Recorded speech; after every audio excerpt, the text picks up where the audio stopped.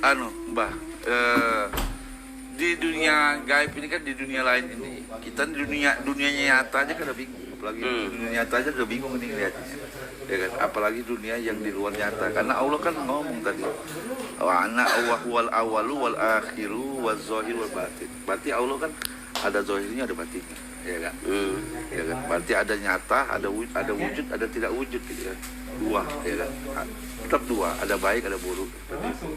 Nah, kayak contoh orang di dunia sekarang gitu ya, pakai santet gitu, ada itu, ada santet, ada orang kena ini kan santet. Memang ada orang-orang tertentu tak?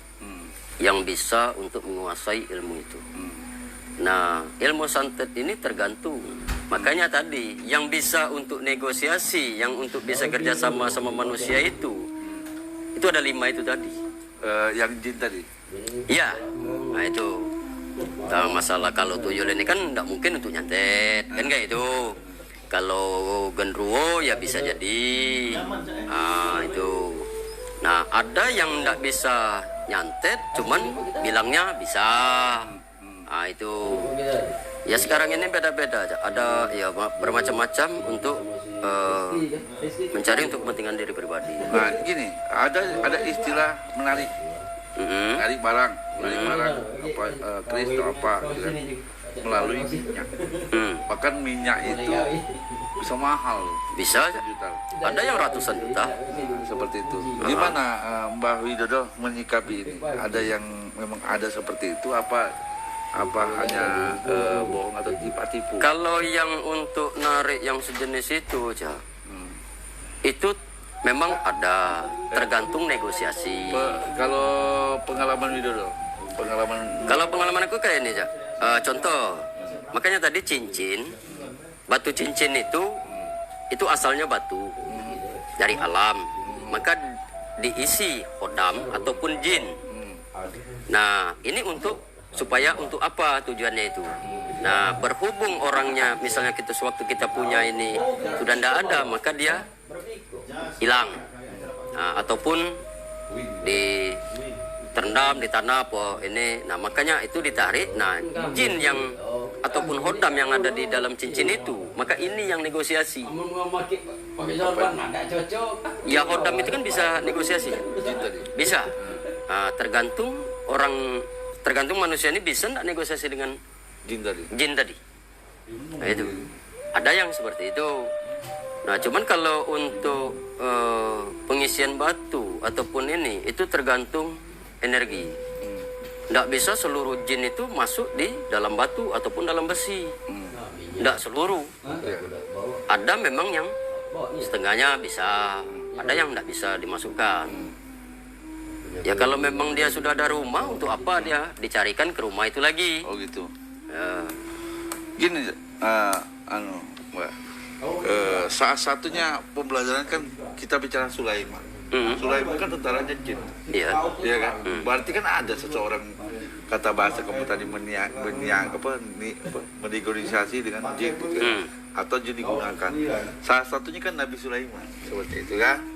Nah, di dalam surat 2 Al-Baqarah ayat 102 ya. Dan mereka mengikuti apa yang dibacakan oleh setan-setan pada masa kerajaan Sulaiman. Dan mereka mengatakan, ya kan? Mereka mengatakan bahwa Sulaiman itu mengerjakan sihir, ya kan? Padahal Sulaiman tidak kafir dan tidak mengerjakan sihir. Hanya setan-setan itulah yang kafir gitu kan? Yang kafir, yang mengerjakan sihir. Mereka mengajarkan sihir kepada manusia dan apa yang diturunkan kepada 2 orang malaikat di negeri Ababil, yaitu Harut dan Marut. Sedangkan keduanya tidak mengajarkan sesuatu kepada seseorang pun sebelum mengatakan sesungguhnya kami hanyalah cobaan. Sebab itu janganlah kamu kafir. Maka mereka mempelajari dari kedua malaikat itu apa yang dengan sihir. Mereka dapat menceraikan antara suami dengan istri dan mereka teralih sihir, tidak memberikan mudarat kepada sihirnya kepada seorang kecuali dengan izin Allah. Berarti kan dunia sihir atau dunia jin ini memang ada di zaman Sulaiman. Kenapa harus diceritakan zaman Sulaiman? Berarti kan memang ada di dalam Al-Quran. Memang ada ya. Seperti itu. Makanya kalau orang memakai untuk kepentingan, tidak jadi masalah.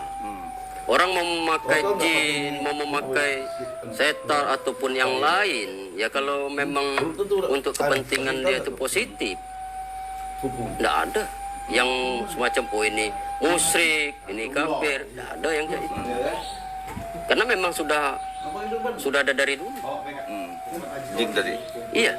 Nah sekarang kalau misalnya contoh Ustadz Fauzan mau syiar, kalau dulu itu syiarnya enggak pakai kendaraan mobil, Iya.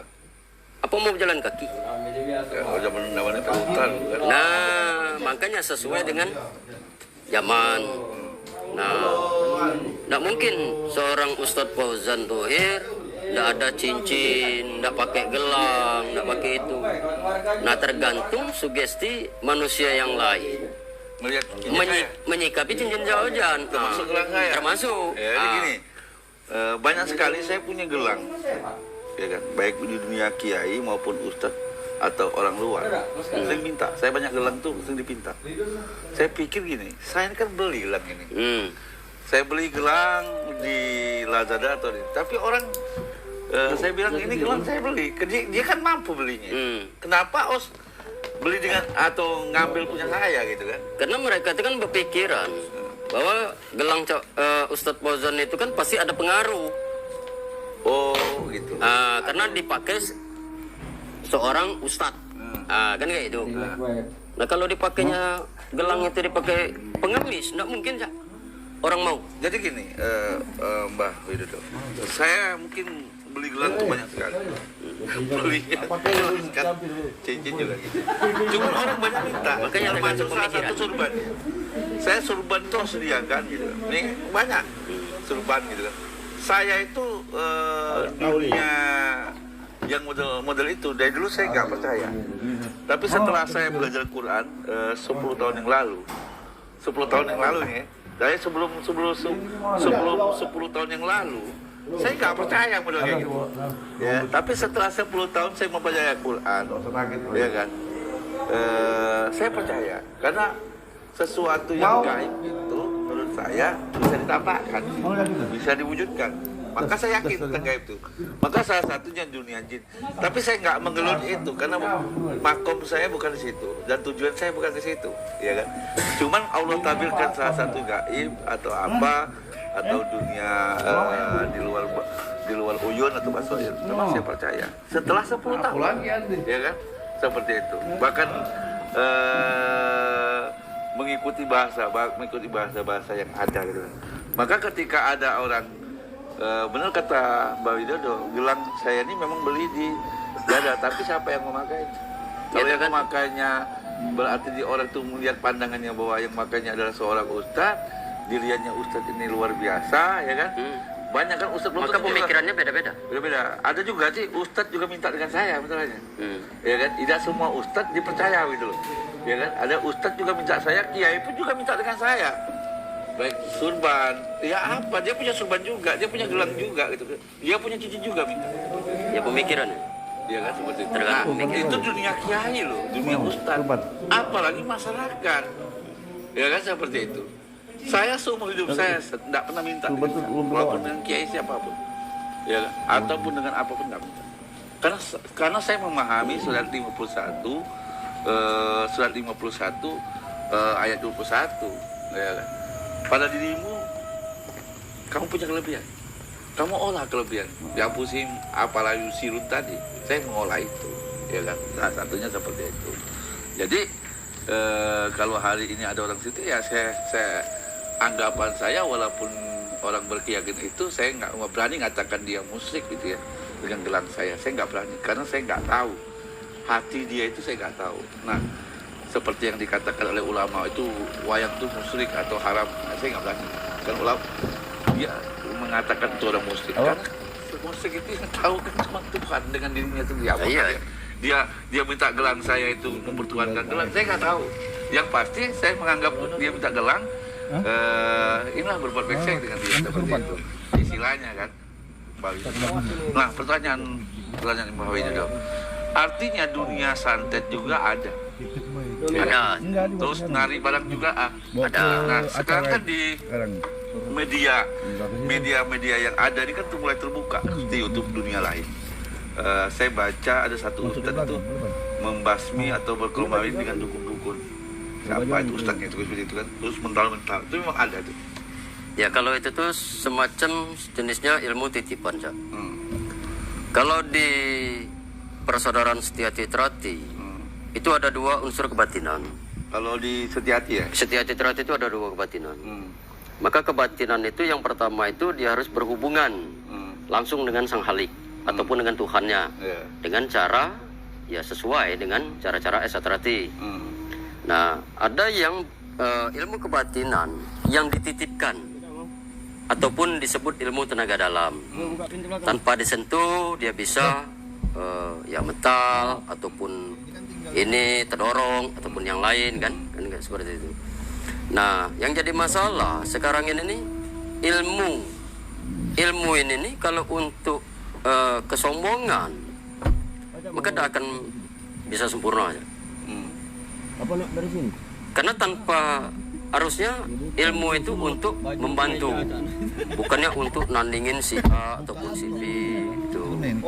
Karena Indonesia ini Nusantara itu harus rukun, tidak ada yang saling puinik, ini. Nah, karena untuk kepentingan diri pribadi, maka itu kayak di media sosial, di live kan segala macam dan itu. Nah, kebanyakan antara ustadz ataupun ulama itu memang selalu bertentangan dari dulu sampai sekarang itu. Ulama itu bertentangan sama dukun ataupun paranormal ataupun yang spiritual yang lain. Karena coba kalau mereka itu sama-sama duduk bareng, nah pelajari ilmu tentang spiritualnya seperti apa kan itu. Nah, inilah kadang-kadang miskomunikasi, saling memusrikan. Nah, itu contoh. Dokter itu pasti tidak akan pernah setuju kalau berurusan dengan dukun patah. Oh? Ya, ada orang patah tulang. Ya. Yang pasti kalau di kedokteran itu harus disambung ataupun dipen. Nah, untuk masang pen ataupun sambung itu bukannya nominal sedikit, Cak. Ya. Ya, satu skrup itu bisa 8 juta. Bisa operasi tulang itu, patah tulang itu bisa sampai 50-an juta. Nah, harusnya kata dokter itu kan di ronsen dulu. Kan itu. Jangan dibawa ke dukun. Nah, padahal dulu sebelum ada dokter itu, ya dukun patah tulang itu sudah memang luar biasa. Cuman tidak dia mengobati tanpa pamrih.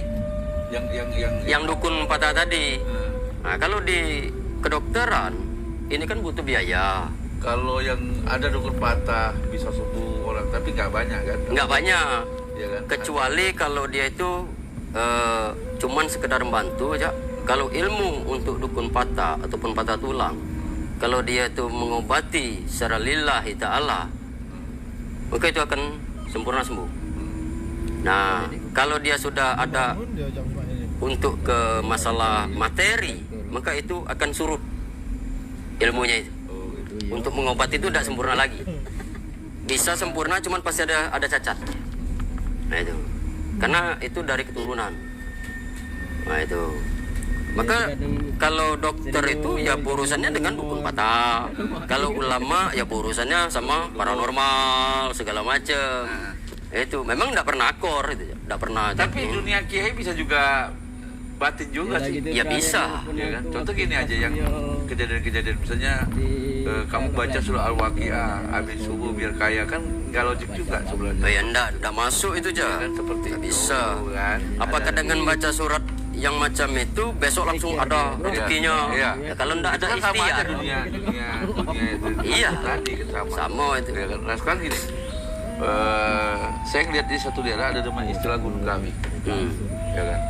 Ada orang datang ke sana Gunung Kawi, dan ternyata ke Gunung Kawi itu di Malang itu Nyubur lu berarti. banyak loh. Dari Banyak. sampai ke tengah malam. Tidak mungkin kalau tidak meyakini. Tidak mungkin orang tidak banyak ke sana kalau tidak terbukti. Nah, menurut Mbah pengalaman di dunia itu, iya kan? Di istilah yang seperti itu pagi itu pernah. Sekarang kayak ini ya, kalau untuk masalah pesugihan, kalaupun dia itu meditasi atau dia spiritual untuk masalah dia tirakat menuju ke Tuhannya, untuk dia sampai ke Gunung Kawi ataupun ke pulau lain, itu tergantung. Nah, kalau dari atas itu simbolnya ada petunjuk, misalnya dia sejenis daun pisang jatuh di pangkuan dia, nah berarti dia itu harus jual daun pisang Gitu. nggak bisa kalau misalnya ini aku harus jual emas, ini nggak bisa ya, tergantung petunjuk.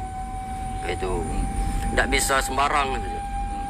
Jadi kalau untuk masalah pesugihan itu sebenarnya nggak perlu mau di gunung maupun di mana, makanya keyakinan. Kalau dia yakinnya ke Gunung Kawi ya ke Gunung Kawi. Kalau dia yakinnya di pulau laut pulau Jawa ataupun di daerahnya di Pekalongan, ya mungkin ya tergantung nih. Ayo. Kok dunia Pekalongan? Ya, itu kan ada di daerah di Pekalongan itu kan laut Pulau Jawa aja. Iya. Laut Utara namanya. Laut Utara itu. Nah, dia bisa ke situ. Tuh. Jadi kita ini bukannya, kadang-kadang kan manusia ini kan mindsetnya itu, ini harus ke Parangtritis, harus ke Nyi Roro Kidul, padahal enggak ada seperti itu. Kanjeng Ratu Roro Kidul itu enggak pernah dia untuk menjalani ritual untuk pesugihan orang-orang itu. Mindset orangnya itu yang salah.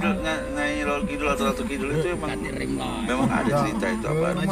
Apa juga rakyat saja apa? Memang ada aja. Itu dunia apa itu? Ya itu kan maka alam. Alam ini kan ada alam dunia, ada alam akhirat, ada alam gaib. Maka ada 3 alam itu. Nah tergantung kita mempercayai. Nah kalau kita hidupnya di alam dunia yang sekarang, ya makanya banyak yang percaya masalah dunia klenek-klenek itu. Itu. Nah kalau kita belum paham, maka tanya dengan yang lebih paham.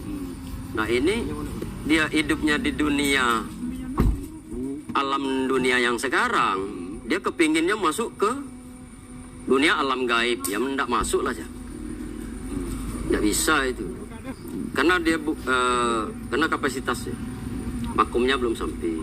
Nah ada orang-orang yang tertentu bisa di situ. Nah kalau untuk masalah semacam kata Cak tadi spiritual yang kita bahas untuk malam ini kan, jadi spiritual itu urusannya kita medianya ke Tuhan, karena dia di batin. Nah untuk menuju ke spiritual itu kita harus berhubungan, maka kejiwaan. Nah itu. Nah spiritual itu bisa dikatakan dengan arti kata spiritus. Spiritus ini napas dia, napas, napas atau bernapas untuk kita berhubungan langsung. Kayak mana itu? Ya contoh ya, sekarang kayak ini. Orang kalau memang mau mediasi, sebenarnya enggak perlu dia ini mau jadi spiritual. Yang penting untuk mengeluarkan energi dia negatif di dalam tubuh, maka dia mengambil energi positif dari alam semesta. Nah ini bisa dipakai dengan media pernapasan tadi, yang spiritus tadi. Karena ada juga ada tolekor itu pakai tarik pernapasan. Itu zikir siri ya. Zikir siri itu. Mbah Widul itu pernah ikut juga berarti. Zikir siri ini itu ada berapa zikir? Itu yang zikir tanpa napas. Jadi waktu pas dia mau menzikirkan atau ataupun lapas ataupun lapas Allah, maka itu tarik napas, hitungannya tergantung, ataupun 100 kali hitungan, 1 kali tarik napas, maka itulah zikir lapas tadi, zikir sirih namanya. Nah kebanyakan orang-orang ini medianya kan beda-beda untuk menuju ketuhanan, untuk merasakan Tuhan itu seperti apalah rasanya kan itu. Nah kalau kita tuh istilahnya tuh mau berhubungan dengan Tuhan, Tuhan ini kan hampa, kosong, Kosong. Tuhan itu kosong. kosong. Makanya untuk merasakan kekosongan itu supaya ada energi. Oh, aku sudah merasakan Tuhan itu seperti ini. Cuman wujudnya itu tidak nampak. Seperti ada rasa getar, ada rasa di hati itu seperti tenang. Nah itu. Oh yang ini sama keluarga Tuhan. Yang dibicarakan Bawi Dodo ini kan ada di dalam Quran kan. Getaran gitu ya. Iya. 8 ayat 2. Ya kan? 8 ayat 2. Innamal mu'minuna alladzina idza dzukirallahu wajilat qulubuhum wa idza tuliyat alaihim ayatu zadatuhum imanan wa ala rabbihim yatawakkalun.